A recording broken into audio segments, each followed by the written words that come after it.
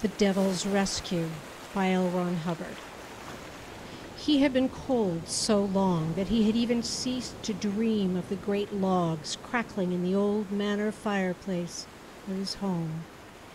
He just shivered now and then and ached, becoming conscious of the fact that it was bitter for a moment, and then relapsing into a blue ache which ate him from the mop of his salt-encrusted hair to his cracked feet. He had stopped courting the madness of envisioning great dinners he had eaten, recalling, rather, the peculiarly delicious flavor of the last biscuit in the bread box, which, moldy and inedible, had vanished to its last crumb some 2 days before. At the end of 60 hours, he had been exhausted with holding himself against the sick lurches, the violent pitches and whipping rolls of the 19-foot lifeboat, but now he braced himself not at all, but lay prone in 5 inches of water and limply shifted with it from side to side.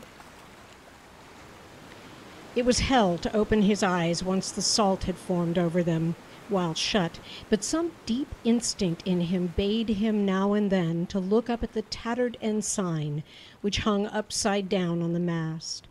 The savage energy of the wind tearing into the red, white, and blue wool wearied him, and again he shut his eyes. It was almost sunset of his 22nd day in an open boat somewhere south and west of that ironically named place, the Cape of Good Hope. First, he had unloaded the cabin boy over the rail and into the gray restlessness of the sea. He had done it with great sorrow at the time, although it seemed to him now that the important thing about it was how strong he had been. What determination had shone out of him that he would not suffer a like fate. How bravely had he braced himself against that oar, bidding the crew bend their backs until the wind shifted and he could set the sail. Then he had unloaded the cook. It had seemed strange that the fellow had not been able to live longer on his fat. And the wind hadn't shifted, and when dawn rose, the reason why he'd had to carry so much starboard helm the last hour became apparent. And so they had dumped the bow oar into the sea. That was all after the wind had started to blow straight off the cape. There was nothing astern but ox, he told them. Ox and ice, and they had nothing to lose but their lives, which weren't worth much anyway.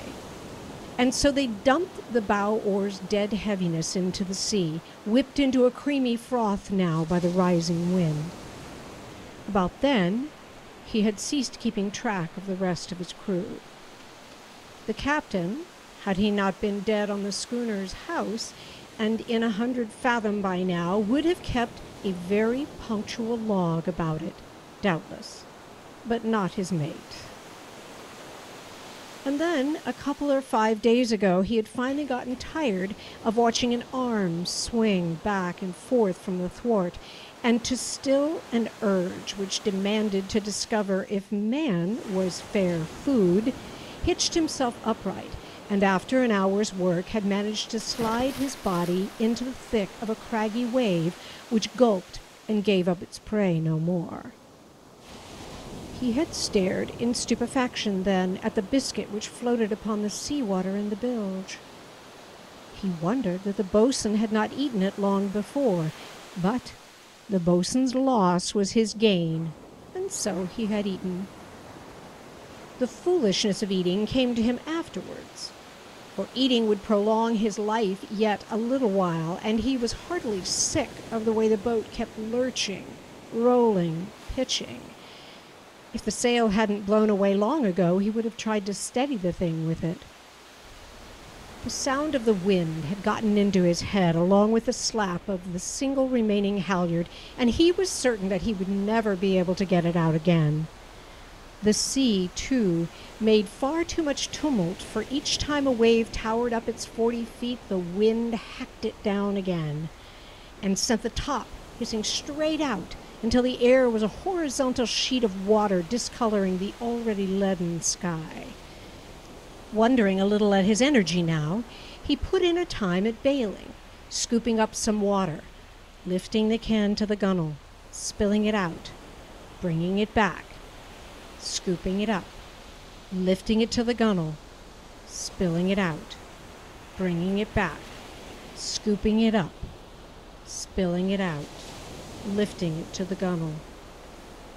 He stared for a little at his empty hand, thinking dully that the sea must still be hungry after swallowing 8 corpses, one after the other. A small part of him was alarmed, for now the boat would fill, little by little, at last to sink. The greater part of him said, with some relief, that, well, he wouldn't have to bail anymore anyway. Why he didn't get pneumonia or die of cold like the others was a problem which he would not now have to solve. That would save his head a lot of useless work.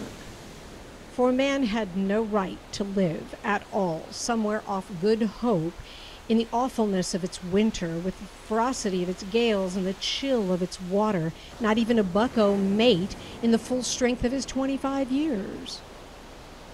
The streak of irony in his nature had risen up many times to aid him, and perhaps in it there was some small explanation of why he had outlasted those sturdy but stolid souls to whom death was simply death, and not a rather good joke on the unwary. After all, he pondered in one of his few wholly lucid moments, what more could he ask?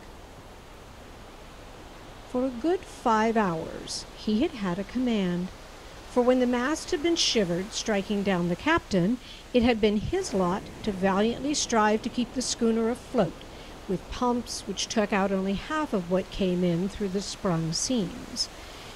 And now again he had a command, his solitary own, 19 feet in length, 7 feet in beam. And what mattered it if he was riding to the slashed sails and boom which made up the sea anchor? What mattered it if there were now 8 good inches of water to slosh in the bottom, over the bottom boards continually, and over himself at least half of the time?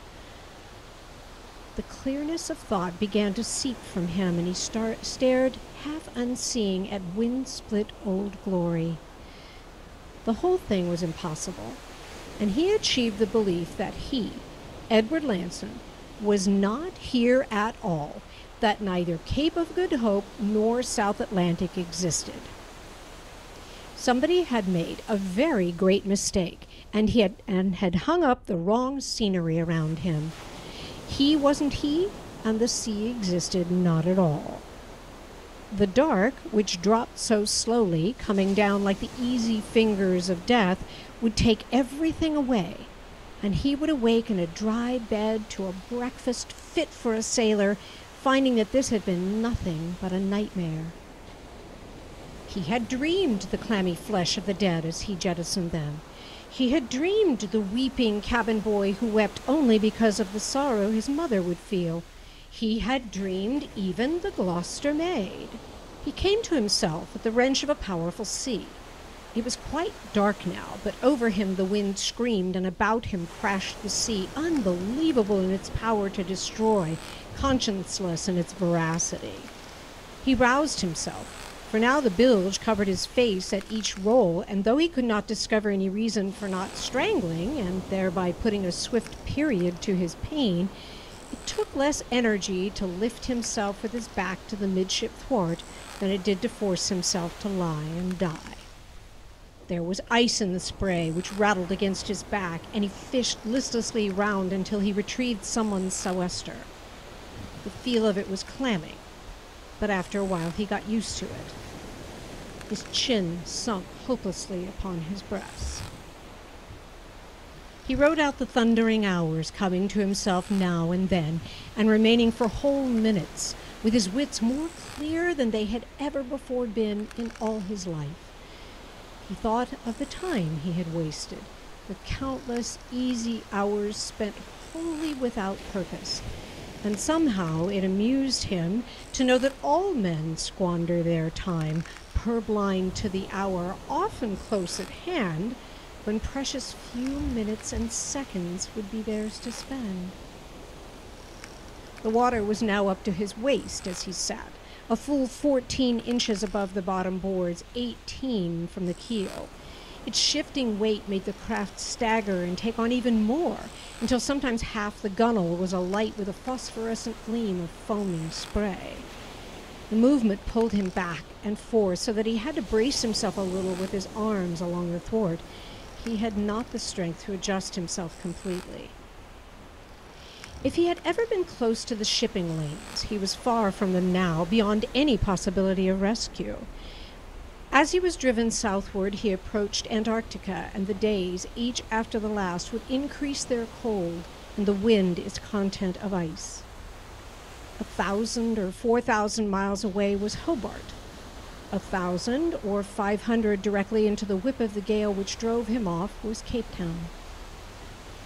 Somehow, it was strange to know that actual solid land was still in existence upon the planet, that ships still plowed the deep, that he still lived when all these others were long dead. It must have been close to 11 in that wailing night when he saw a light. Raised high on the crest and then dropped into the trough as he was continually, it was a sketchy glimpse. Stubbornly, he would not allow himself to know it, for he full realized that the disappointment would be too agonizing for his remaining sanity to bear. And yet, each time he was hurtled dizzily in the dark to the foam-toothed peaks, he glimpsed the light anew. Before long, though, still refusing to wholeheartedly support the sight, he began to ponder its source, for certainly it resembled no beacon, nor did it seem to be either a running or a range light, for its color was not red or green or white, but rather a pale yellow admixed with green. And it was not of one source, but rather of many. At last he believed fully in it, and reserved his judgment only about rescue, for it was not to be borne that a ship should pass so near without sighting him. Now, in these minutes when, believe it whether he would, he might possibly be hauled dripping from the maw of death, his mind refused to function, embattled in itself between desire and refusal to hope. Ship or land, whichever, it bore steadily toward him, growing better defined with each soaring heave of the sea around. It grew larger, but no brighter. He had known of men going mad in an open boat and seeing all manner of things, and then turning berserk when they refused to be real. And it seemed to him that some satanic plan was afloat to draw him into a few croaking cheers, after which the vision would vanish. But perhaps, if he still refused and did not cheer at all, then he himself would be the victor, outwitting the hostile jokester who saw fit to work this thing upon him. He had averted cannibalism. Now, praise God, could he stave off madness too? He would be cunning. He would rest his chin upon his breast and give no sign, and when at last it was too near to withdraw, he would seize upon it and so win his life. Thus, covertly, did he come to believe in the thing, and his mind, freed from the struggle, kindled with knowledge that dry in the locker in the stern sheets were 4 flares. Without betraying any anxiety, he made his way over the thwarts and lifted the cover. His hands were still raw, and it took him some time to finally pull the cap from one with sufficient force to ignite the cap. Hotly it smoldered, blinding him when it broke into light. He was startled by the sight of the tumbling seas and the frailty of the half-sunken lifeboat. The enormity of his plight rose up into his throat. He shielded his eyes from the glare and again sought the thing. He could not see it so plainly now, but he knew that it was closer. strange. The outline it had taken on for the whole affair was aglow, and it appeared to be nothing more than a triangle of pale fire. Certainly no ship, however staunch, could plow directly into the gale, squaresails set even to topgallants. And certainly those bluff bows and reaching sprit belonged to no staid grain ship, relic of far-gone days when the sail was mistress. The warmth of the flare was good to his hand. He noted its feeling carefully, for still he had no faith in this thing. Reason stated that it could not exist, and if it did, that it could not sail in such a fashion, and if it did, would never be booming up from Antarctica. But there it was, growing larger, and he fancied that above the yell of wind he could make out a repeated hail and the creak of straining gear. Then, in an abrupt lull, he heard the thunder of slacked canvas, amid which a voice clearly cried, "Ahoy, the whaleboat! Stand by to take a line!" It was a trick of the sea, that order. It was a failure in his head that the old merchantman was standing to on his windward to drift down upon him with the wind and sea. But all too plainly, he heard the canvas booming now as it was momentarily spilled of wind. The flare did not seem to affect the strange glow which outlined the entire craft, but as the vessel neared, he saw that the sails were scarlet, not yellow-green, and that the masts were black, gleaming with spray. A line whistled by his ear, and a monkey fist plunked into a wave beyond him. He was almost afraid, in a sudden fit of premonition which stood up the hair along his neck, to touch that heaving line. The moment's lull was chased away by the returning scream of wind, and once the hemp was in his hand, he was frightened at the thought of letting it go. Swiftly, he hauled it to him, unmindful of the pain of it through his raw palms. The hawser thumped on the gunwale, and he brought it up to carry it forward and drop it over a bit. "Haul away!" he cried, his own voice sounding thick but small.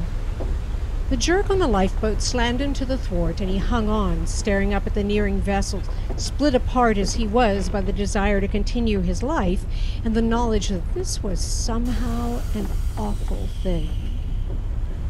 At the rail were many faces, unearthly white against the glowing scarlet of the canvas.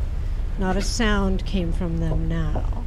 He could feel the intensity of eyes upon him, and the atmosphere of the vessel reached out and clothed him in clammy garments. A line dropped down beside him, and he placed the bowline on the bight about both his seat and his shoulders, and presently, as the sea dropped away with his boat, he felt himself hauled swiftly up.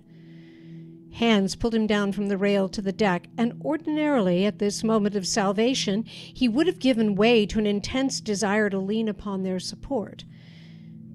But of their faces he could make out nothing save blots of glowing white.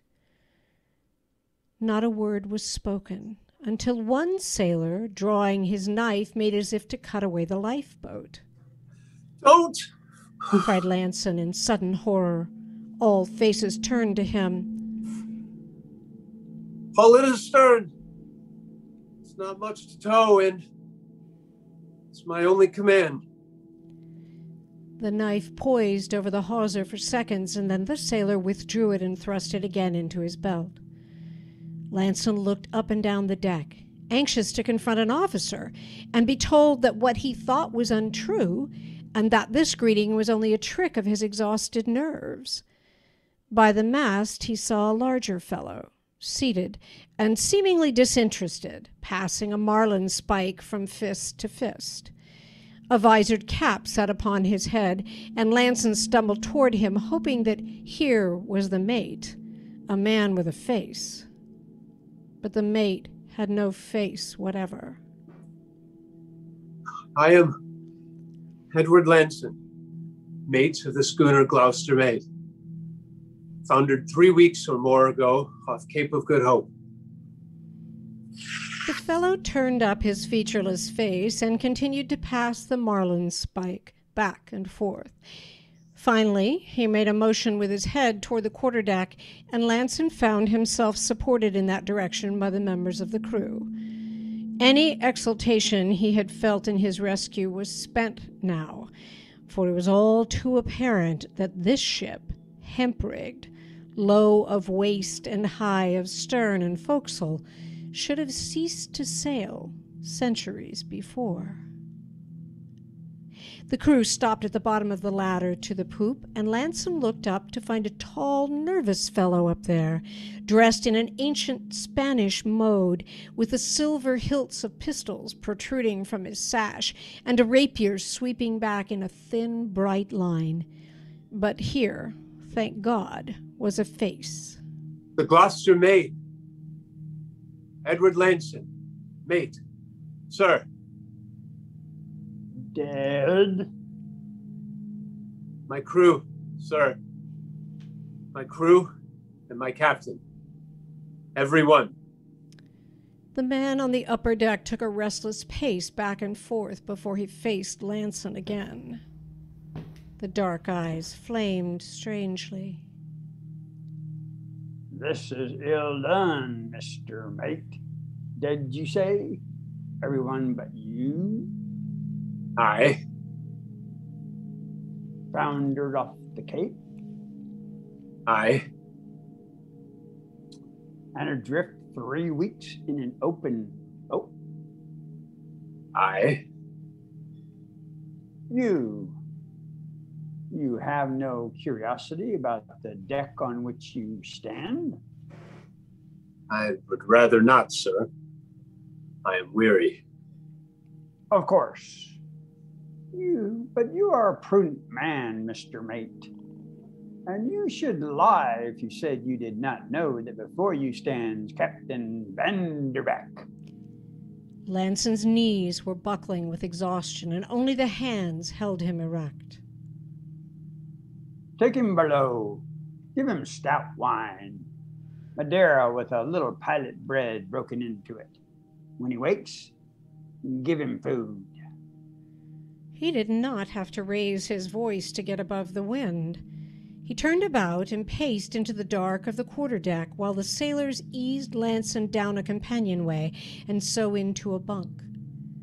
Presently, one came and gave him the medicine prescribed, and then, when the door was shut and he was alone, Lanson let his head sink into the pillow, and out of him seeped all concern, fleeing before the delicious desire to sleep forever.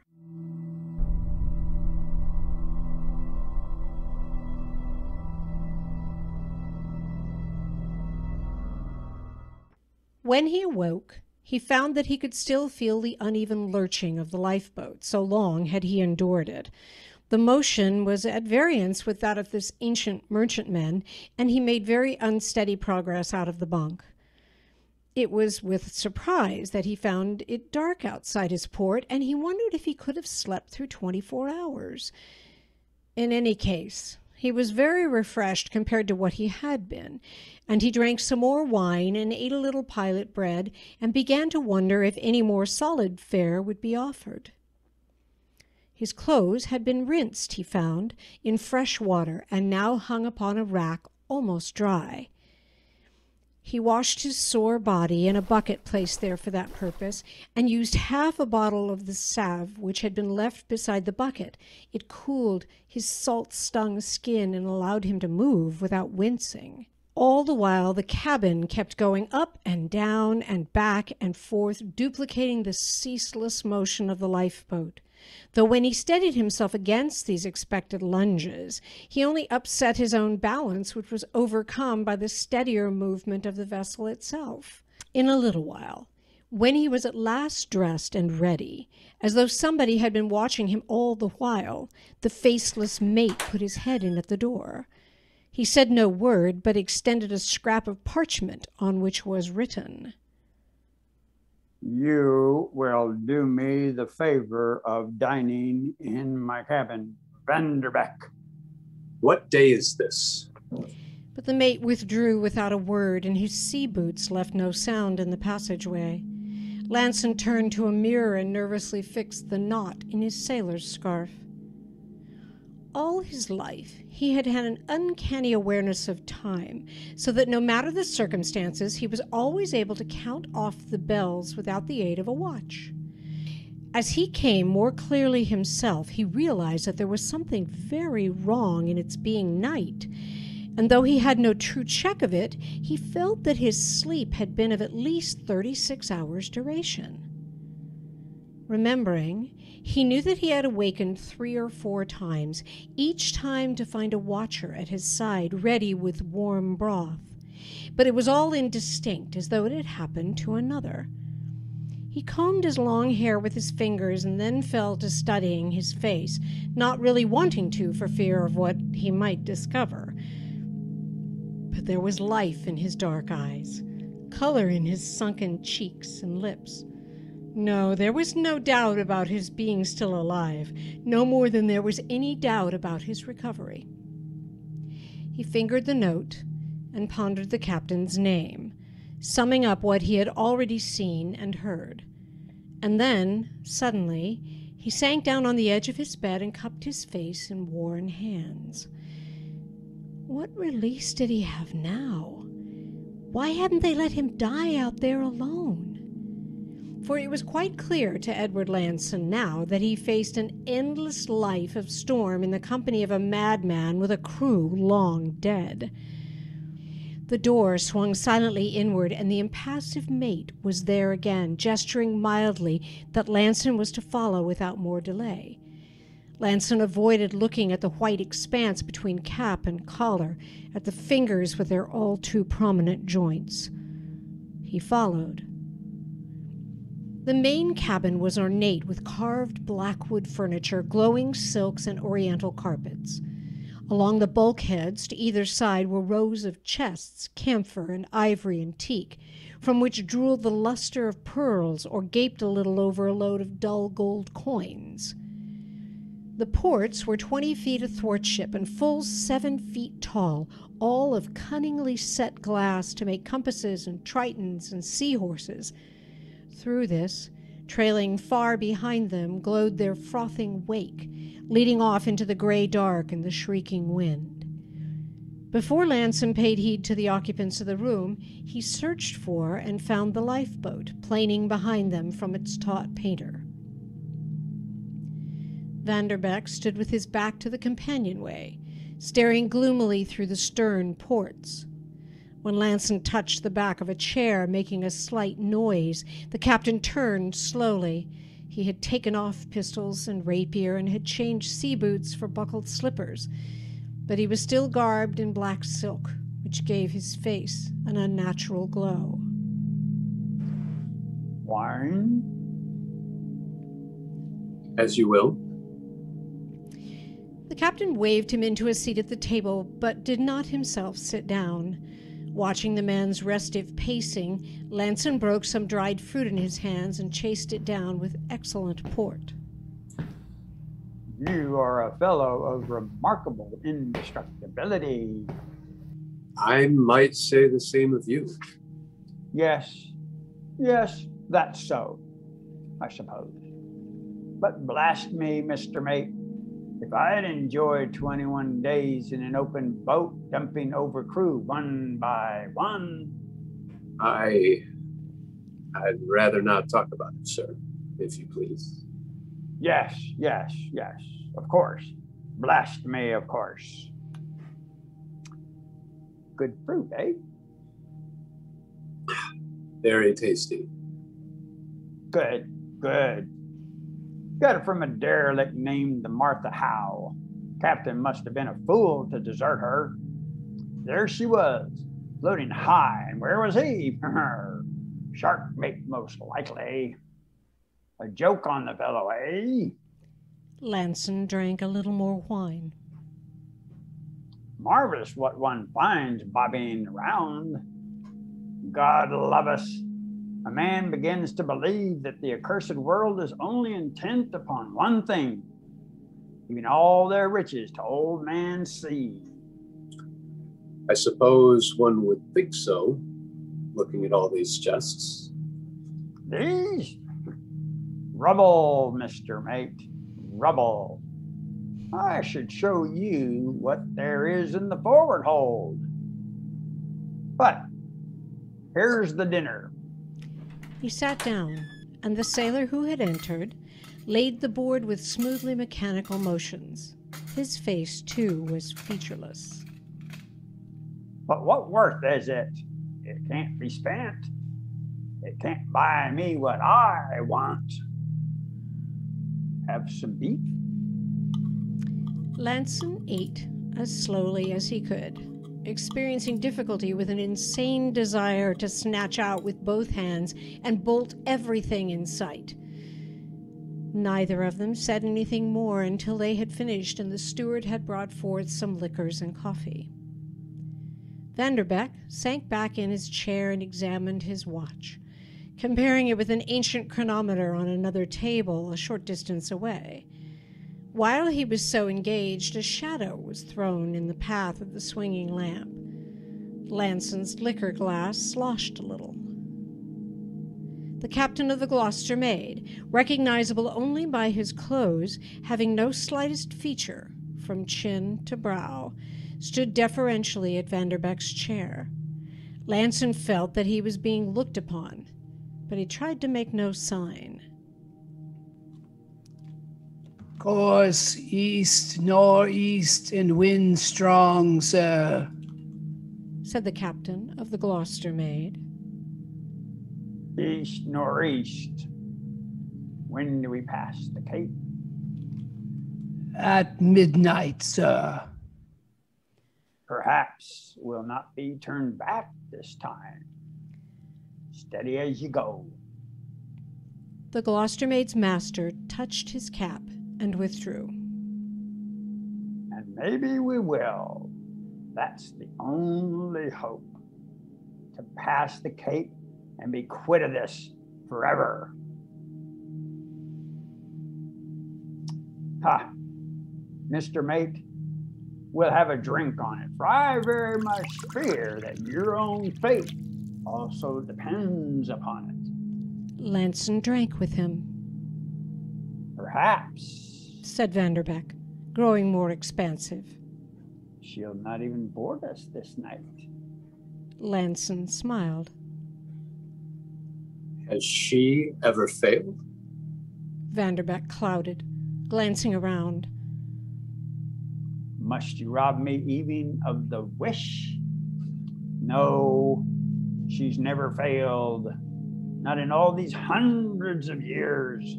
But by this watch, she's close to 10 minutes overdue. That's unusual. They lapsed into silence, both of them waiting. Lanson knowing full well who was coming and why, and marveling slightly that he, in his youth, should be wise in lore so old. She did not disappoint them, though the time had progressed almost an hour. There was a swirl of wind upon the deck, even louder than the already shrieking gale. The ship was, for a moment, in the grip of some savage force which strained at it and made it reel. There came a sound of great boots on the deck, and a halloo for Vanderbeck. Vanderbeck sat still. The boots made the companionway groan, and the room was full of rushing and glaring light and smoke, too. Lanson looked steadily at his glass. "What's this?" said an ingratiating voice. Edward Lanson. "And who, may I politely ask, is Edward Lanson?" Ha! Is he as good as that? He laughed immoderately, and then... Maid of the Gloucester Maid, or perhaps I should say captain, since he had the command for 5 hours. A cold one, my friend, worthy of your notice. He outlives all the men in the boat. By taking their rations for himself? Lanson's face was very stiff when he looked up. The woman in the dark, dripping cloak had slunk into a chair, and her pointed brows were raised half amusedly, half cynically. You do not know everything, I see. You see, 21 days in an open boat, and he comes up with enough nerve to bait you. Laughter shook him, so that, pouring wine, the bottle chattered against the glass. She was not cross. A leer of disbelief appeared upon her tapering face. No man, my young mate, has any such remarkable power of self-sacrifice. I should know. After all, I govern the lives of more than you suppose. But not mine. And so I'll not be made to take that lie. Though I can't say that your good opinion is of any great importance to me. Vanderbeck poured brandy all around in his enthusiasm. She looked put out, and not at all pleased with what Vanderbeck had done. That was poorly thought of. What can I do? You rob me one by one of those I get to man her. Even tonight, the time of 5 is through, and so they leave with you. And when I go to the work of line 2, shall I desist because, wonder of wonders, he is not dead? What else can you expect now? You'll give him the same chance as others. He boards me, and he is not afraid, nor is he even afraid of you. And therefore you wish him ill. He'll have the same chance, I say. She peered at Lanson with shifty eyes, but Lanson only sipped his brandy and did not blink. He despised the woman from the nethermost reaches of his soul. After a little, she got up and wandered about the room, opening the chests and regaining her good spirits by laughing at the contents. The sight of gold and gems reacted upon her like a colossal prank. Finally, she took heed of the chronometer and sat down at the table again. From inside the cloak, she took a great dice cup, and wrapping her long fingers over the edge, made the cubes within dance. Always your dice. As the years go by, I trust you less and less. You think my dice are false? Here, inspect them. What good would that do? But this time, won't you use mine? And be certain then that they're false? What a child you think me, Captain Vanderbeck. I man for first? As you will. Promptly, she rolled out 4 6s and a 5 and sat there grinning, while Vanderbeck took the great box and made the cubes rattle. When they fell upon the cloth, they showed but small numbers. Shoot first, then and be damned to you. This night I'll pass the Cape, that I swear. Have you not sworn too much already, perhaps? Vanderbeck flushed. She rolled the dice and got 3 5s. The remaining 2 presently bounced forth, and one of them was a 5. The last was also a mate to the rest. 5 5s.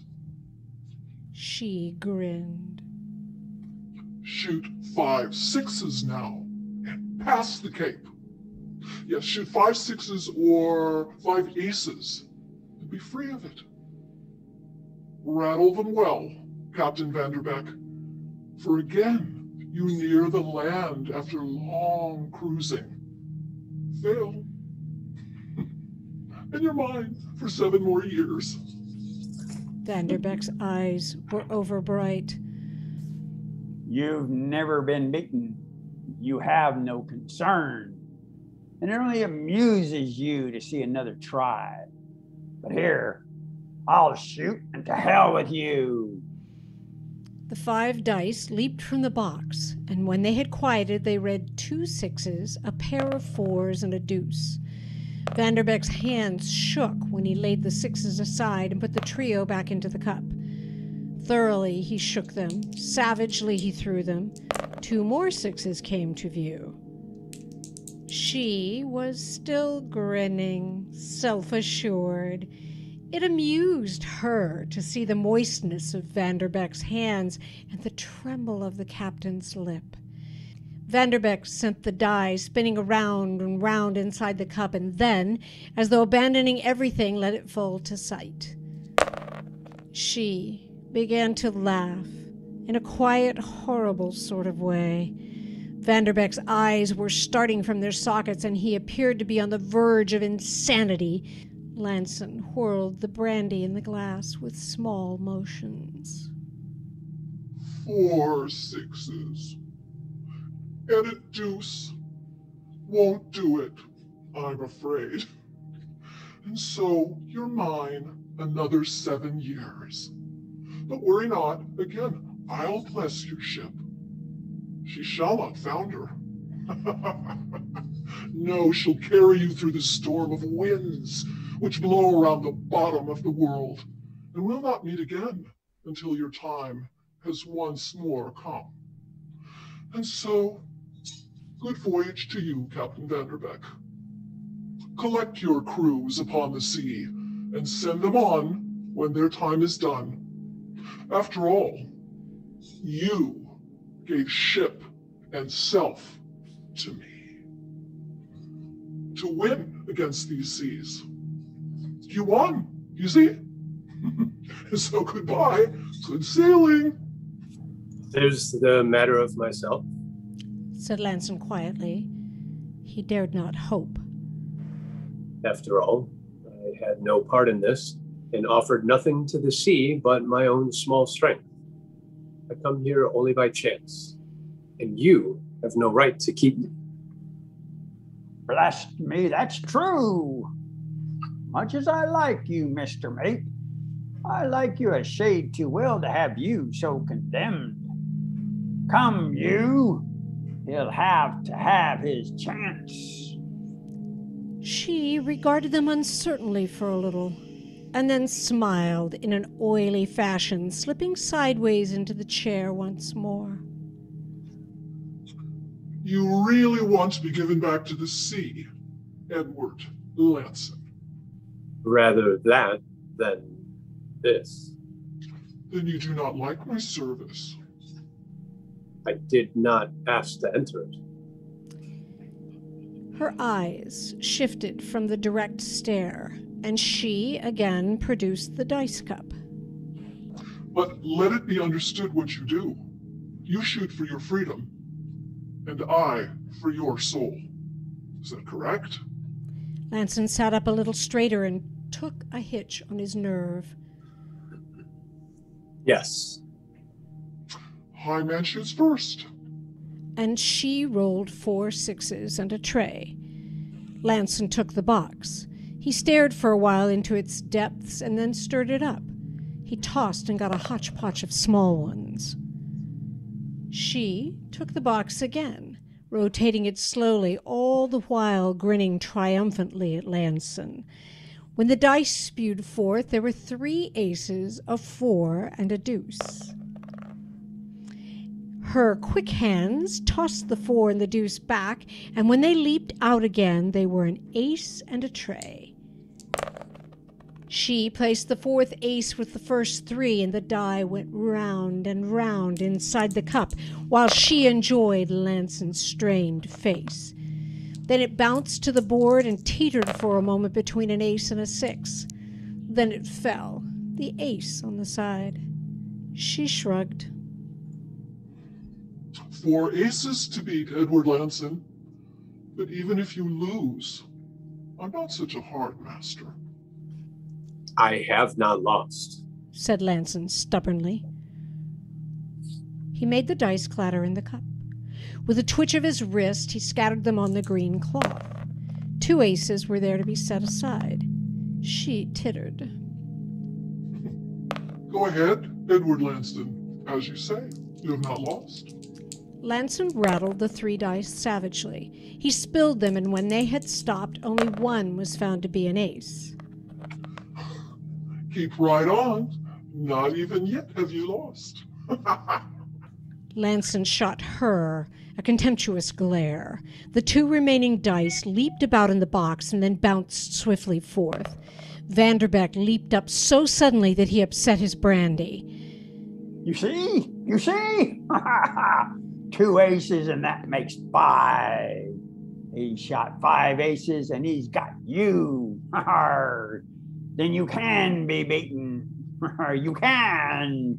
And 7 years from tonight, when we come again near the Cape, we'll see. But a strange thing was happening to Lanson. Her evil face was beginning to fade. Vanderbeck was beginning to fade. The very tapestries of the room were growing indistinct. The steward, who waited in the door, became only a bony thing, and then a shadow, and finally vanished altogether. The beams overhead grew as transparent as glass, and even Vanderbeck's voice was drawing far off. The face was gone. The chests were gone. The table and the beef were gone. And then the deck under his feet was nothing, and he began to fall. The water was a bitter shock.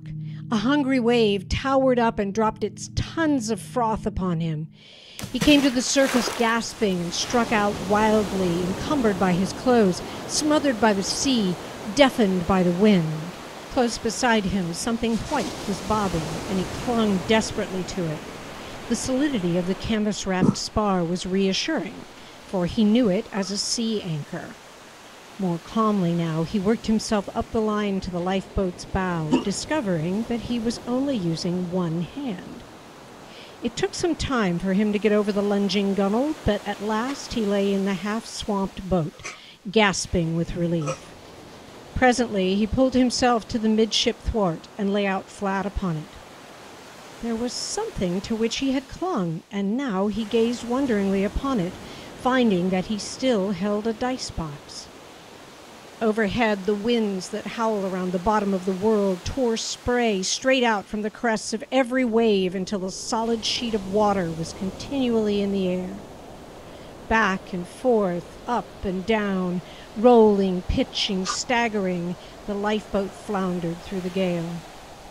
Lanson got in the sea anchor and hung its beribboned canvas upon the mast as best he could, the while glancing about for any further sign of the spectral Flying Dutchman. But the sea was clear, and after a little he lashed the helm upon a northerly course, gripping the dice box with a stubborn hand and kneeling on the buried bottom boards. Edward Lanson began to bail.